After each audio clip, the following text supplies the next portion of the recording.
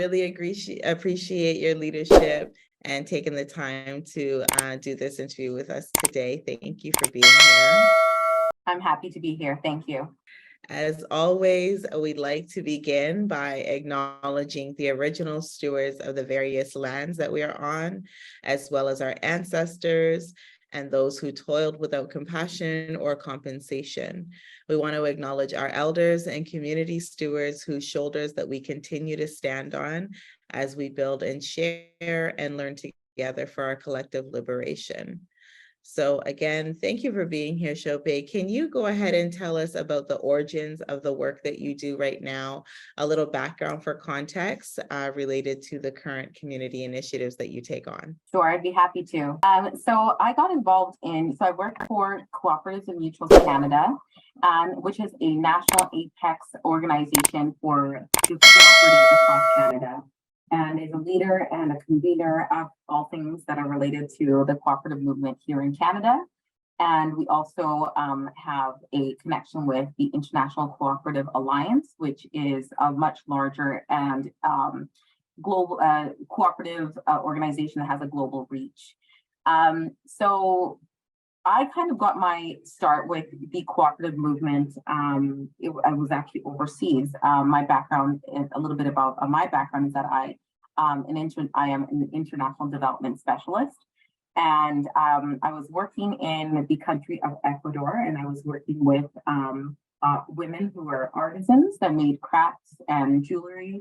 And part of my job was to share what the cooperative movement was about, and to encourage them to join cooperatives or join a cooperative in their community, and explain to them the benefits of cooperativism as opposed to working individually by themselves and toiling and struggling as just a solo entrepreneur. And so just seeing how the impacts of when these women did join the cooperatives, how it transformed their lives essentially, and in a lot of ways their communities and their families, just from the benefits that they received just from being within a cooperative. Certainly we're selling a lot more of their products, had access to more resources because of the strength in the cooperative numbers, and were able to use some of the residual money that the cooperative gained to be able to reinvest into their community. For example, I know one cooperative, they put some of that money towards the school that was in their community just to help fix it up a little bit for, the children of that community. So that experience really made me just really love and enjoy the cooperative movement. And I said, you know what, I really want to continue to do this work when I come back to Canada. And now that was some years ago, but here we are in 2023. I got my start at CMC in 2022, and I have been given the opportunity to join the cooperative movement here in Canada, and it has been incredibly exciting and fruitful. That's amazing that you were able to travel and have that experience and even see that, make that connection and look how long of an impact it's had on you from that international experience. That's beautiful. Thank you so much for sharing. Can you share with us the core values of Cooperatives and Mutuals Canada? Sure. So Cooperatives and Mutuals Canada, as I mentioned before, is a national apex organization for cooperatives across the nation. And it is a member-based organization that unites, engages, and leads the cooperative movement by advancing its priorities nationally, as well as internationally through the International Cooperative Alliance that we also work with. And the goals of CMC are to build bridges, to break barriers, and to create durable opportunities for the cooperative sector in Canada. Oh, that's remarkable work. So in that, how important is innovation in the work that you're doing right now? So innovation is it is a cornerstone of what I do. So my role at CMC is that I am the project manager for social innovation and social finance partnerships. One thing that I think innovation really became a key interest of the cooperative sector. It always has been a part of the cooperative sector, don't get me wrong, just the structure of cooperatives, that is already innovative in of itself. But I think that in the last few years, innovation really came to the forefront for the cooperative sector and maybe other sectors as well because of COVID-19. We had to learn different ways of doing things. We were limited in how we could interact with others, and so that caused or forced people to have to start to innovate and think about the way that they moved on and did business in different ways. So innovation, I think, became a lot more top of mind, I should say, for a lot of industries and sectors, and the cooperative sector was certainly one of those sectors as well.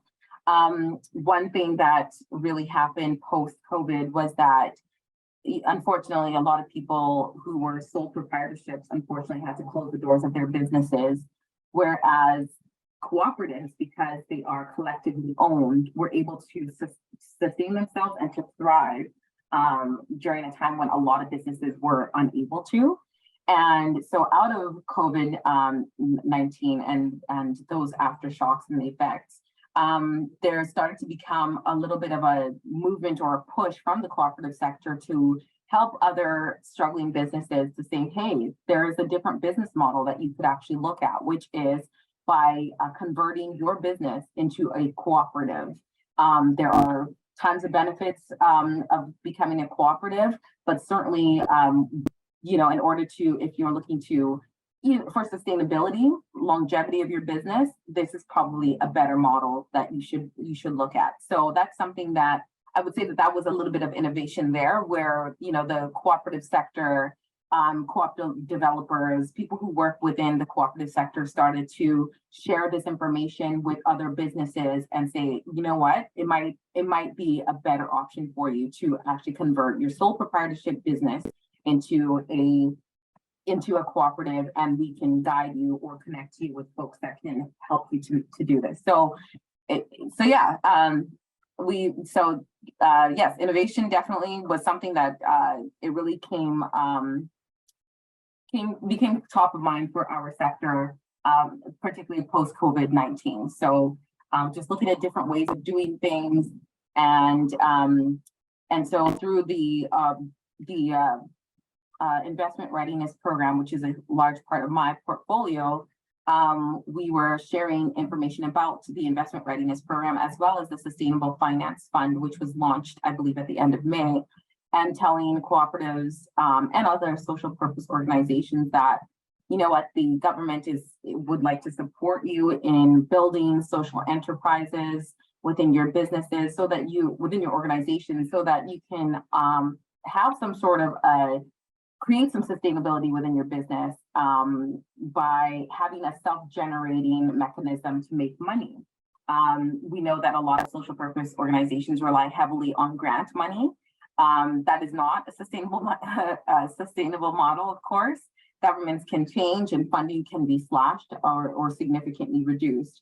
And that's just the way things have been, but they don't have to remain that way. And so I think that the encouragement of social purpose organizations creating some sort of a social enterprise that both answers a question in society that is, that has to do with social justice, poverty reduction, and environmental and climate change, but then also brings a return of income to them. I think that is absolutely a beautiful thing, and something that should be pursued by such organizations. So a lot of what I did was encouraging sharing this information with the cooperative sector in the past year, guiding folks who are very interested in connecting with the right people that could give them more information, that could either help them with their business plans, that could do some feasibility studies for them, and all that, just kind of helping them to position themselves to be in a place where they could eventually, at some point down the road, access social financing. Oh my goodness, I should take a drink of water. Wow. No worries, go ahead.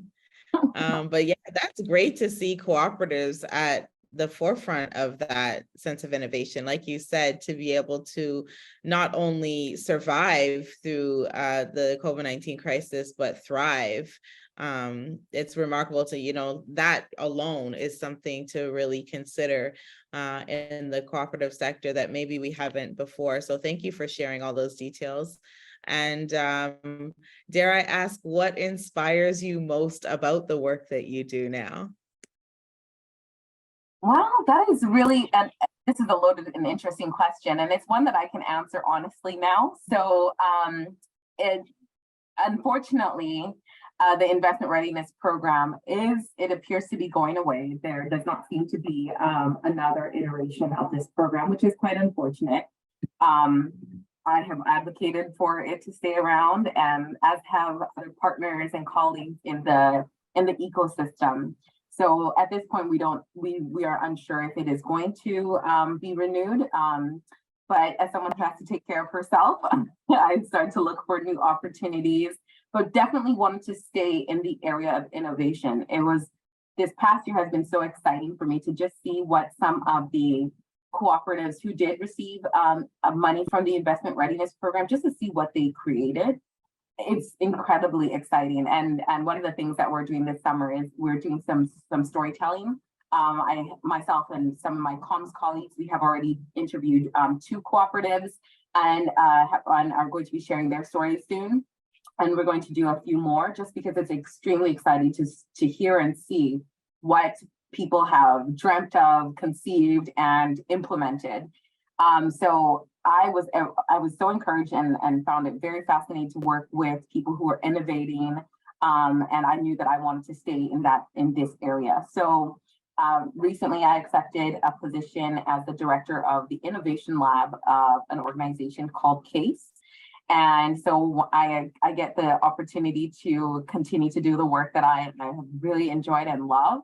And I'm really excited to continue to watch organizations and partners create and innovate. Like I said, our world has changed quite a bit in the last 3 years because of the COVID-19 pandemic. And it has, for better or for worse, I think for better, it has asked people to have to look at different ways of living, look at different ways of doing things, look at different ways of operating. And as a result, innovation, I think, has been it's an area that is really booming right now. And so I'm just really excited to continue to be able to do this work and see what other people are creating, and to be able to help, to be able to inspire, to be able to encourage, and to be able to support the work that other social purpose organizations are doing in the area of innovation. Wow, well, congratulations, first off. It sounds like you're really excited about the opportunity. Can you tell us, what does CATE stand for? What's the abbreviation on that? So CASE stands for the Canadian Association of Supported Employment. One of the things that in the last year that also came top of mind to me was that a lot of the work that the Investment Readiness Program really wanted to do was to really help support underrepresented groups in Canada to access this financing, because we know that the people who already are receiving this money, it's very easy for them to continue to gain access to different grants and different programs. And ESDC understood that there are many people who are being excluded and being shut out from different underrepresented groups. So in the past year, I had the opportunity to work with Indigenous co-ops, with co-ops that were either led by or serving Black communities, LGBTQ2+, cooperatives, that also serve people who have disabilities. And that was one that really caught my mind, because I was really impressed by some of the work that the cooperatives that assisted people living with disabilities, some of the different work that they did. It's just quite fascinating to me. And when we talk about justice, equity, diversity, and inclusion, a lot of the times that inclusion piece is difficult for some of us to wrap our minds around, myself included. And so I started to, do a little bit more thinking about that. I currently am also consulting on justice, equity, diversity, decolonization, and inclusion with CWCF, the Canadian Worker Co-op Foundation. And so I've had to, for sure, sit with myself and ask, what does the inclusion piece look like? And so in this particular role at CASE, that is really the center of the work that CASE does, which is assisting people with different kinds of disabilities to be able to continue to thrive and live and have gainful employment, but also to receive supports in their roles to be able to thrive and to prosper. So that's a very long-winded way of saying of getting to the point, which is that the inspiration came from my previous role, and that kind of, I guess, it lit a flame within me to say, you know what, I would like to see how I can do some work in the inclusion area. And so and that's what I'm going to be able to be doing in this role. I mean, that's definitely great and exciting. Definitely one of the perks of, the work that you do, being able to pivot like that and take on such an important role. So if we shift gears, can you share with us what kind of challenges or barriers you face in the work that you do, and how are you and your colleagues working to overcome them? I think that honestly, one of the biggest challenges that I witnessed in the past year for CMC was just that at some point, now I can say this, I know I can say this. So at some point, the cooperative sector did have an agenda within the Canadian government. There was a whole entire agenda on the Canadian government radar for the cooperative sector. At some point, governments changed and that agenda was removed. And so now we're having to basically lobby again, advocate the government to put that agenda back on their table. And so I think that has been one of the biggest struggles for us, is that the cooperative sector is a very large sector in Canada. For it to not have an agenda within the government is quite odd, and it is a challenge to lobbying is not easy work. But that has been something that we have been working on over the past year, and certainly before I came to CMC as well. So I would say that would be the biggest challenge, is just kind of having to fight our way into rooms, or to increase our visibility and to amplify the nature of our work and why it's important and why cooperatives are so important in the Canadian landscape. You remove cooperatives across the country, and I'm not just talking about what you think of a regular cooperative. I'm also referring to financial cooperatives, which are some very large banks. Desjardins, that is a cooperative, that is a financial cooperative. So imagine removing, we know of about 7,500 plus cooperatives in Canada. Imagine removing all of those from the economy, from the landscape, So it is a very important sector. And so we are just continuing to have to do that work and to continue to advocate. So that, I think, has been a bit challenging, but although our organization CMC might be tiny, we are certainly mighty, and we've got a great group of people and colleagues that are passionate about the work that they do. And I'm very confident that we are going to be able to get this agenda back on the radar of the Canadian government. I love to hear it. Like you said, the lobbying work is not easy, but we're so glad you're taking up the mantle to go after it. We definitely need more like you. So we are championing the work that you do. Can you go ahead and share any key set of priorities that you're working on right now, outside of, like you said, getting the attention for cooperatives? I wish I had done this before. So, okay. This is something that needs to be edited out. I'm just going to go off script. Maybe you already covered it with what you were saying about the government's agenda, and fighting for those cooperatives so that they're not, like you said, bringing the attention that we couldn't live without them. That could be your key set of priorities, but sometimes people have pressing ones they also want to bullet point. Yeah, no, I can't. I think especially from the role that my role is so unique, that I think that essentially what I have already shared would probably cover it off.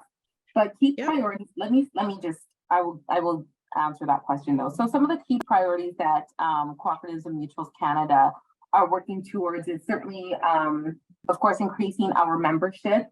We believe that we are, able to support and to provide resources, training, convene and connect cooperatives. And so increasing our membership is certainly a key priority of ours. And by way of doing that as well, we are also really wanting to increase our connection with cooperatives that are supporting or that are run and operated by members of underrepresented communities. That is something that is definitely priority of Cooperatives and Mutuals Canada, and something that I had been working on quite a bit this past year. And I'm confident that they will continue to do that's great work once I have transitioned. And yeah, so again, Cooperatives and Mutuals is just an organization that focuses on providing resources, connecting cooperatives to different resources, to education. So we just want to continue to do that kind of work in a very meaningful way for our sector. Absolutely, that sounds good. And last question, how do you feel about the future of impact investing? What is your ultimate goal? Like, what does success look like for you and your team? That's a really great question. I'm hopeful. I am someone I'm an optimist, and I believe in the ability and power of things being able to change or to transform. I think right now that impact investing looks very, it really is serving a specific sector of the Canadian population. It's not as inclusive as it could be or should be.